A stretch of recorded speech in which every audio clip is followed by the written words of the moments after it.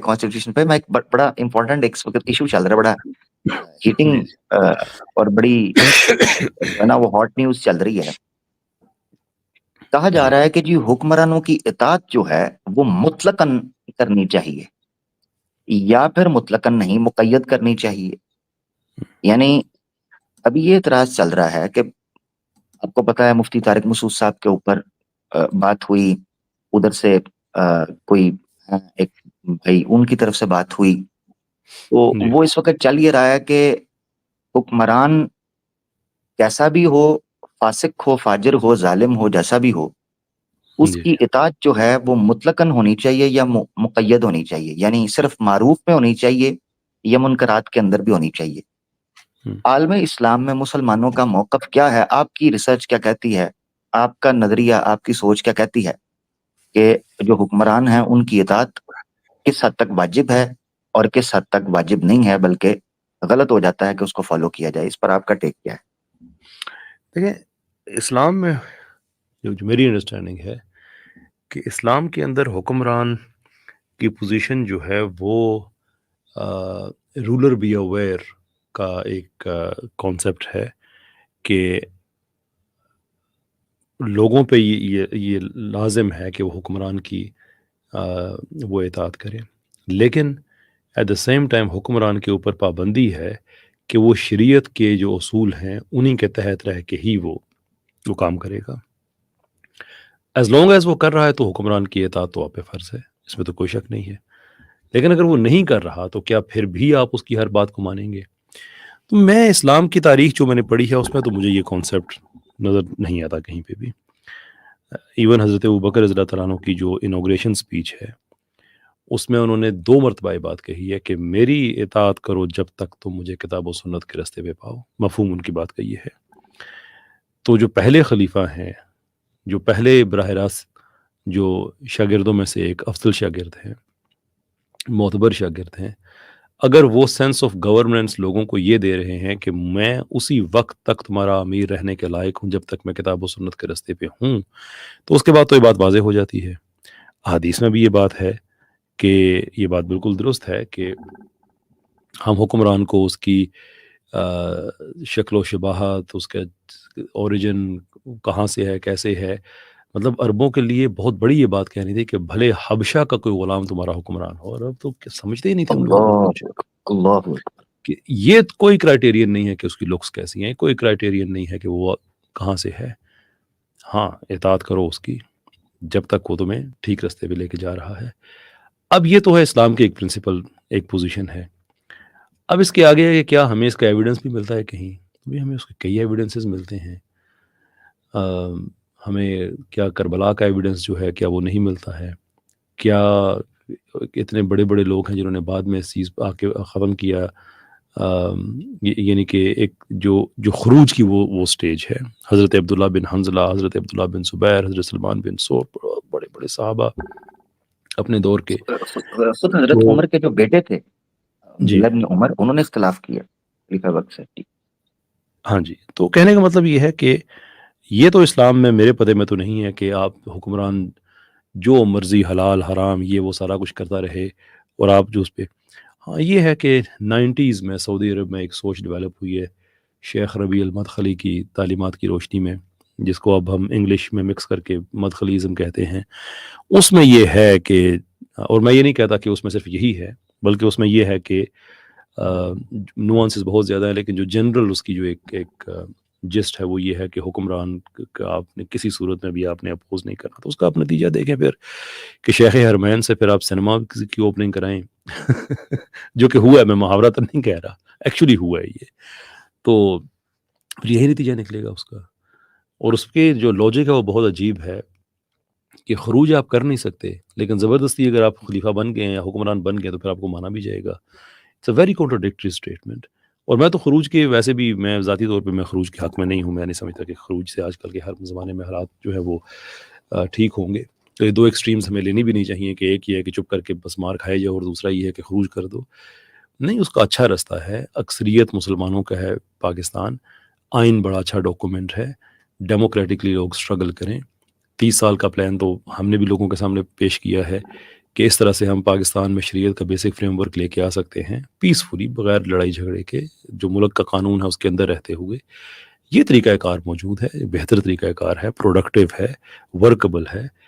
تو میری رائے تو اس میں یہ ہے، لیکن اب وہ مفتی صاحب جو ہیں وہ بھی اس پہ ایک رائے جو ہے وہ اپنی.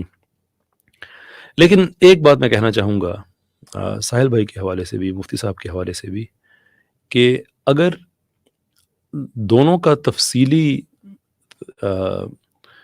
کانٹینٹ اس پہ آ جائے ایک جگہ پہ، جو کہ یقیناً آیا ہوا ہوگا، میں اپنی کم علمی کی بات کر رہا ہوں، کہ میں نے جو دیکھا ہے دونوں کے وہ کلپس ہی دیکھے ہیں، اور ایک ذمہ دار آدمی پہ یہ بنتی نہیں ہے بات کہ آپ ایک 30 سیکنڈ کا 40 سیکنڈ کا کلپ دیکھ کے اس پہ اپنی وہ ساری رائے. تو پورا مقدمہ آ جائے تو پھر انسان بہتر پوزیشن میں سمجھتا ہے. لیکن خواب کا جو سوال تھا کہ میری رائے میں تو ایسا نہیں ہے کہ حکمران کچھ بھی کرے آپ اسے اپوز نہیں کر سکتے. آف کورس کر سکتے ہیں، بالکل اپوز کر سکتے ہیں. جزاک اللہ کیسر بھائی، آپ نے بڑا تفصیلی اس پہ تبصرہ کیا. مفتی طارق مسعود صاحب کا جو گلہ ہے وہ جنون ہے کہ بھائی مجھ پہ یہ اعتراض کیا جا رہا ہے کہ میں نے حدیث کا ایک ٹکڑا بیان کیا. اگر یہ اعتراض کوئی کرے گا نا کہ کسی جگہ کے اوپر حدیث کا ایک ٹکڑا بیان کیا، کوئی ایک موضوع فلو میں چل رہا ہوتا ہے، اس میں جتنے ٹکڑے کی ضرورت ہوتی ہے آپ استدلال کے طور پر اس کو پیش کرتے ہو. یہ بڑا کامن ہے اسپیکرز کے اندر، جو نارملی بھی کوئی بندہ بات کرتا ہے، ڈسکشن کرتا ہے، وہ اسی طرح ہی ہوتا ہے. ایک ٹکڑا ہوتا ہے اس پہ کرتے ہو. اگر کوئی بندہ علماء کے اوپر اس طرح اعتراض کرنا شروع کر دے گا نا کہ اس نے اس وقت اتنی حدیث پڑھی تھی اور باقی چھپا لی، یعنی بدگمانی والی چیز، تو پھر نعوذ باللہ حدیث کی کتب کے اندر مختلف طرق کے اندر مختلف ٹکڑے ملتے ہیں. بعض طرق کے اندر آپ کو پوری حدیث نہیں ملتی. اب کیا ہم ائمہ محدثین کے اوپر یہ الزام لگائیں گے کہ انہوں نے پوری حدیث نہیں بیان کی؟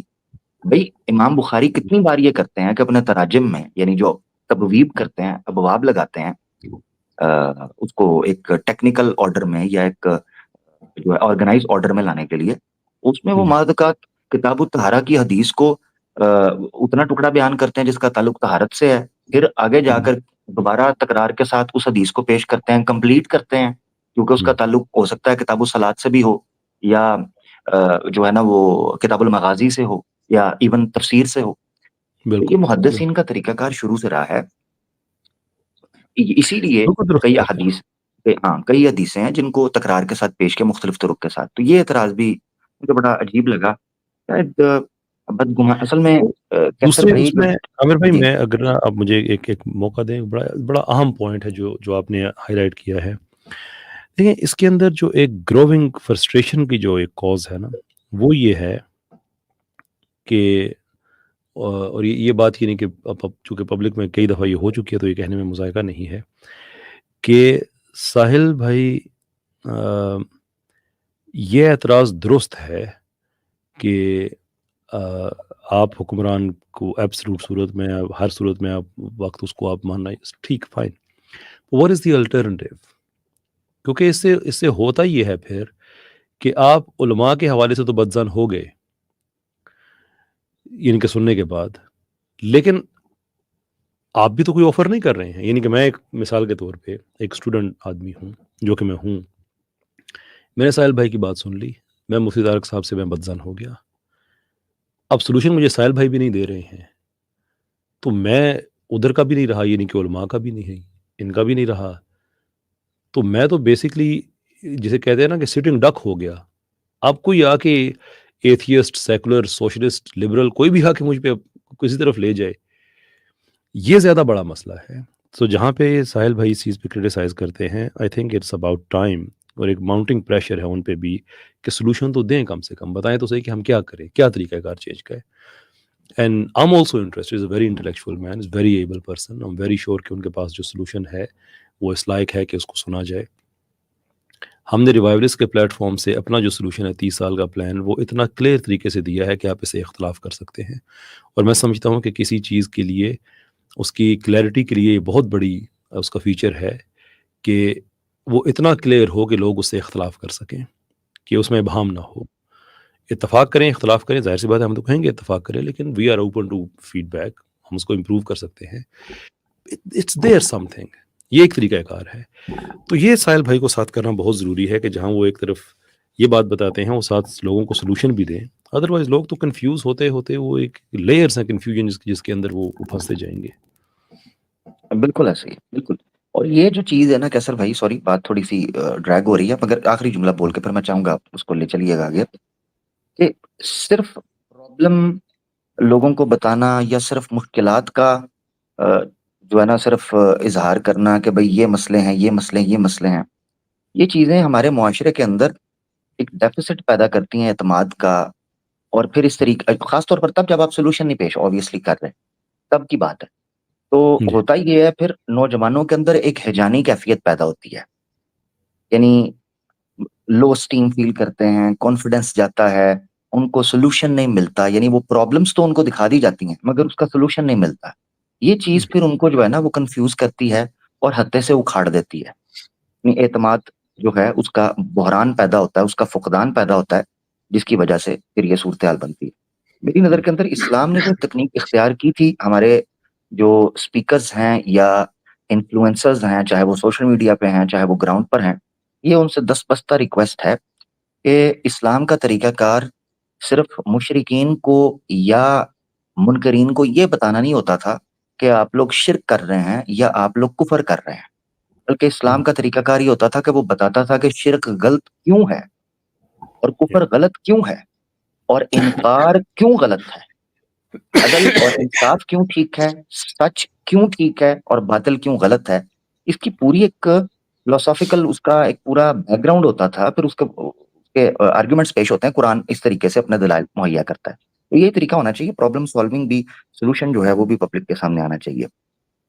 خیر کیسر بھائی، یہ بڑا زبردست ٹاپک ہے اور میرا تو بڑا one of my favourite domain ہے یہ، کہ میں چاہتا ہوں کہ مسلم معاشروں میں جو اجتماعیت کا، یعنی اسلامی نظام، اسلامی نظریے کے اندر جو ایک سب سے خوبصورت آپ یہ سمجھ لیں نقطہ ہے جس کو ڈسکس کرنا چاہیے، وہ یہی ہے اجتماعیت. اجتماعیت جو ہے اس کو کیسے لے کر چلنا ہے، اسلام یہ بتاتا ہے.